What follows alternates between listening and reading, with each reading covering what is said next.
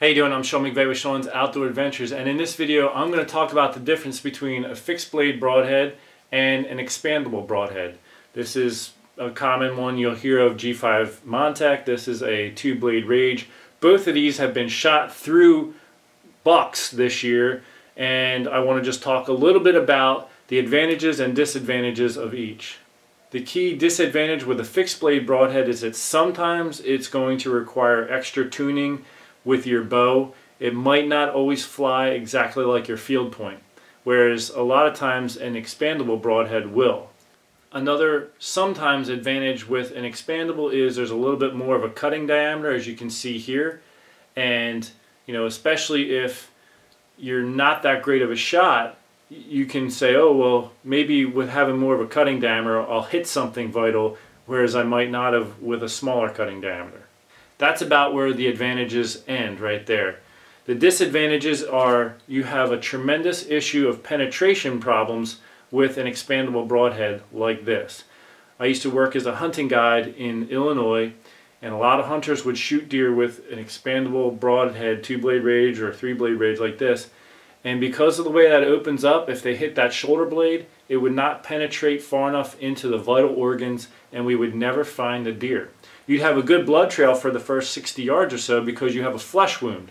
This is cutting the meat muscle of that shoulder. It's the same as you took a 2-blade razor blade and hit your bicep. You're going to bleed profusely, but that's going to coagulate up and you're going to survive. It's not like hitting an artery in a vital organ in the animal. So with an expandable broadhead like this, you are limited in shots, and sometimes, you just move a little bit and you hit an inch to the side of where you're aiming and you hit that shoulder blade and don't get that penetration you need, you're in trouble, especially if you have lower poundage bow. In fact, last year I had a painful lesson with that in my own hunting. I've shot many deer with fixed blade broadheads, straight down shots right underneath me. I would go through the spine, through the whole deer, it would come out the bottom, and the deer would die right at my bottom of my tree.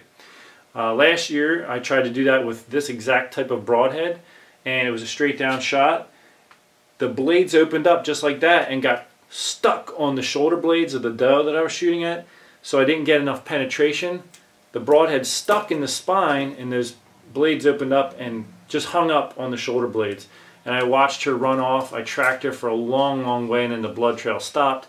I never got into anything vital. It was just like a flesh wound, but I had to have hurt her bone, because of the way it cracked when it went in.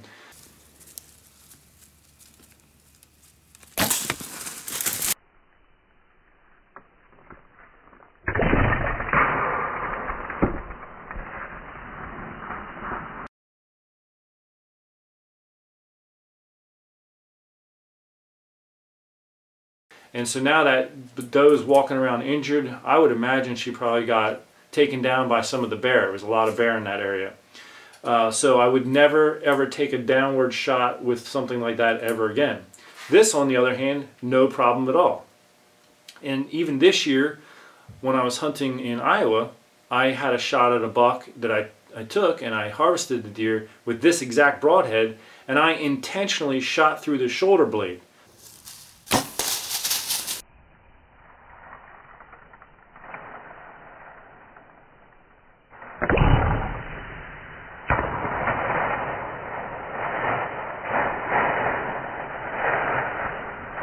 Because you have to think about this. When you shoot at an animal, the angle of the deer is going to, or the animal is going to dictate where the arrow is going to exit. A lot of people, even if the deer is slightly quartering toward them, they're going to aim like right behind the shoulder, but it's going to exit out through maybe some liver and the guts. And you're going to have a less effective kill in that situation because you might only get one lung. Liver hits take a lot longer, and as do gut shots. But even if you get the one lung, it's going to die, just not as quickly.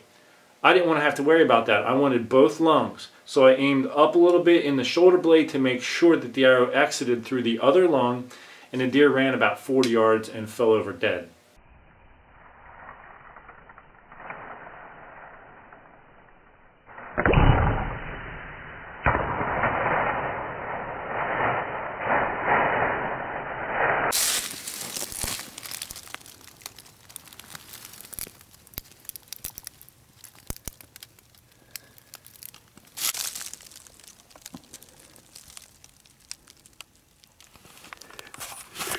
That's how you get it done on public land in Iowa, baby.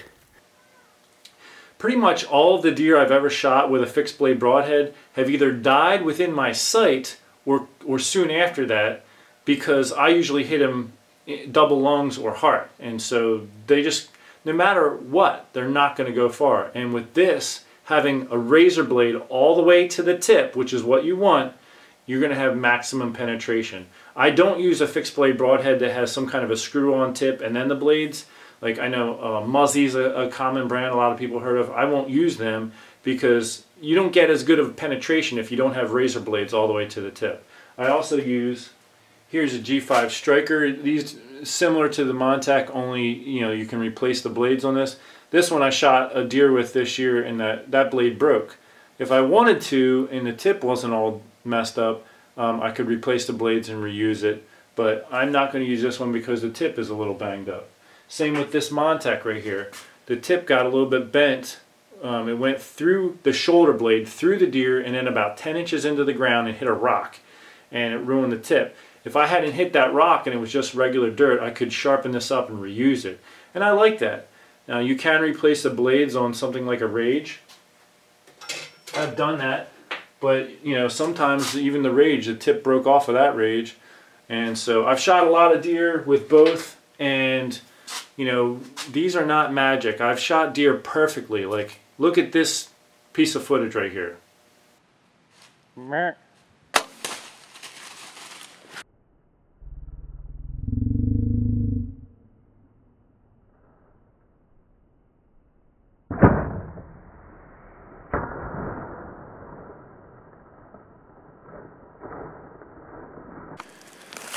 Here's my arrow. Looks like one of my fletchings got ripped off going through them. Probably hit that shoulder blade or something. Let's go check them out.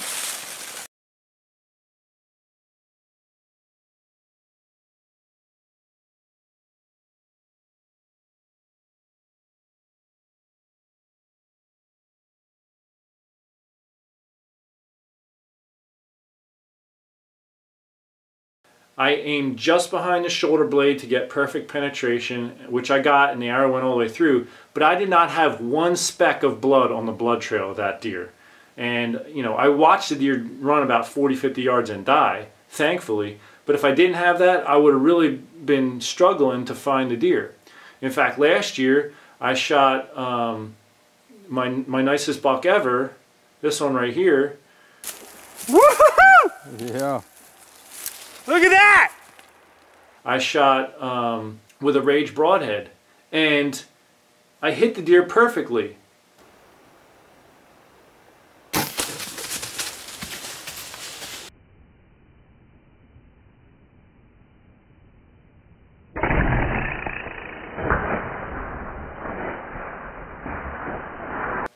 To my dismay, there was no blood trail to speak of. I mean, we struggled to find the deer. The deer ran about 60-70 yards downhill and died.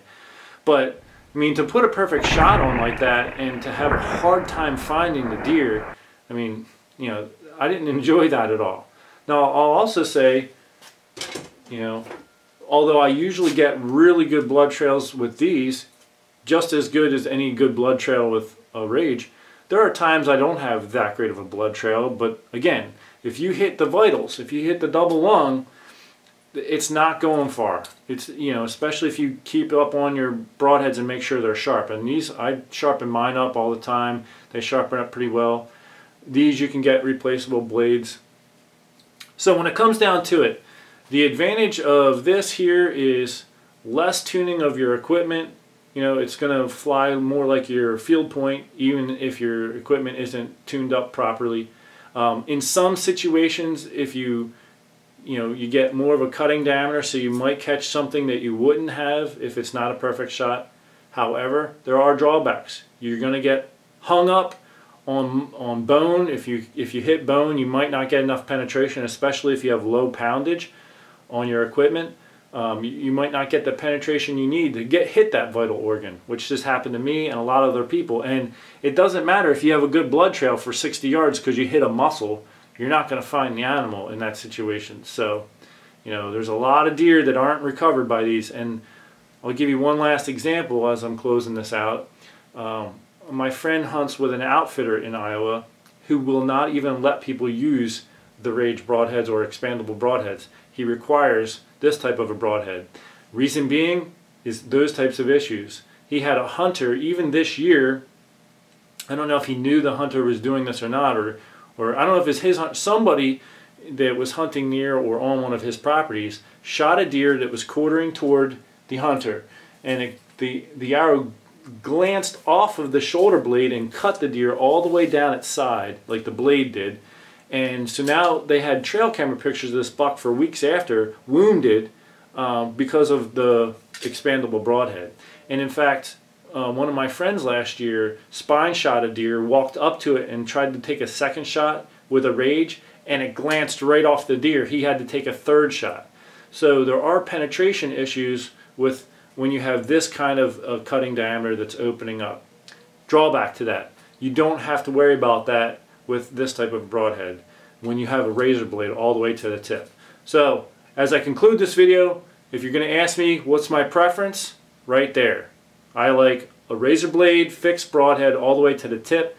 You do need to make sure your equipment is tuned up properly for that. I have all kinds of tuning videos on how to tune a compound bow. I will put a link for that playlist. I have archery tips and bow tuning playlists on my channel. I'll link that to this video. You can go and watch some of those videos. They're very helpful. A lot of people really appreciate them.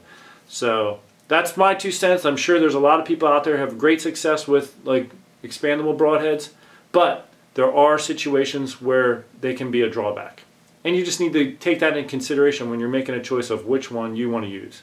My preference, fixed blade, razor blade to the tip. Till next time, thanks for tuning in. Take care and God bless.